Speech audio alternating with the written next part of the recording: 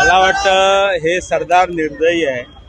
आज तुम्हाला माहिती असेल 26 दिवस त्यांचं सोनम वांगचुक यांचं जे उपोषण चालू होतं आणि 26व्या दिवशी सरकारला जाग आली आणि मला वाटतं मंत्री जाऊन तिकडे त्यांना आश्वासन देऊन आले, परंतु त्या आश्वासनाची पूर्तता कशी होईल ते काय सांगता येत नाही, कारण अजूनही त्यांचा राजीनामा या ठिकाणी झालेला नाही। आणि ह्या परिस्थितीमध्ये तुम्ही बघितलं असेल संपूर्ण देशभर हे आंदोलन चालू आहे आणि तुम्ही बघितलं असेल की आज जे आपलं भवितव्य आहे म्हणजे तरुण पिढी, आज ती तरुण पिढी आज गेले तुम्ही बघितलं असेल गेल्या 1.5 ते 2 वर्षामध्ये किती वेळा पेपर फुटला गेला, मग तो CETचा असेल, नीटचा एक्झाम असेल, म्हणजे कुठला पेपर हे होत नाही बघा।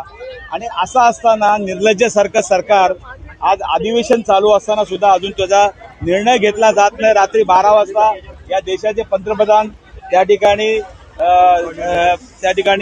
आवाहन करतायत, परंतु तुमच्या हातात काय आहे? धर्मेंद्र प्रधानचा राजीनामा आणि जे त्या विद्यार्थी त्यामध्ये शहीद झालेले आहेत, त्यांनी आत्महत्या केलेल्या आहेत, त्या विद्यार्थ्यांना ह्याला मदत करायची आणि ह्या ज्या केसेस खोट्या टाकल्या गेलेल्या आहेत, जे आज तुम्ही बघितलं असेल कित्येक ठिकाणी पोलिसांनी CRPFचे जवान असतील किंवा इतर असेल ज्या पद्धतीने अमानुषपणे महिला बघितल्या नाहीत, मुली बघितल्या नाहीत, मुलं बघितलेली नाहीत, सिनियर सिटीजन बघितलेले नाहीत, जे काय लाठीचार्ज केला आणि त्यामुळे कित्येक लोक त्या ठिकाणी जखमी आहेत। आणि म्हणून तुम्ही बघितलं असेल आज भर पावसात सुद्धा आज संबंध ही लोक जमलेली आहेत आणि संपूर्ण देशाभर ही लाट आहे आणि या लाटेमध्ये नक्कीच मला असं वाटतं हे सरकारच उलटून टाकायला पाहिजे अशी लोकांची या ठिकाणी जनमानसामध्ये इच्छा आहे आणि नक्कीच मला वाटतं लोक आता रस्त्यावर उतरून या आंदोलनामध्ये उतरलेले आहेत। दोन्ही ठाकरे बंधू एकत्र येऊन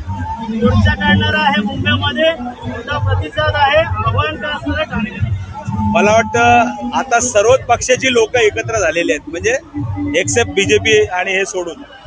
आज बघितलं असेल दोन्ही रविवारी तिरंगा रॅली आहे मुंबईला, उद्धव साहेब ठाकरे त्याचबरोबर राजसाहेब ठाकरे आहेत आणि त्यांनी सर्वांना आवाहन केलं। इथे सुद्धा आम्ही ठाण्यातल्या सर्व जनतेला आवाहन केलेलं आहे, सर्व जाती धर्माचे असेल, सर्व इतर पक्षाचे लोक सुद्धा असतील ज्यांना ह्या गोष्टीचा निषेध करायचा आहे, अशा लोकांनी एकत्र या ठिकाणी जमण्यासाठी आज आवाहन केलं होतं। त्याला प्रचंड या पावसामध्ये सुद्धा लोकांनी त्याला उत्स्फूर्त हे दिलेले आहे आणि म्हणून त्यांना सुद्धा मी धन्यवाद मानतो।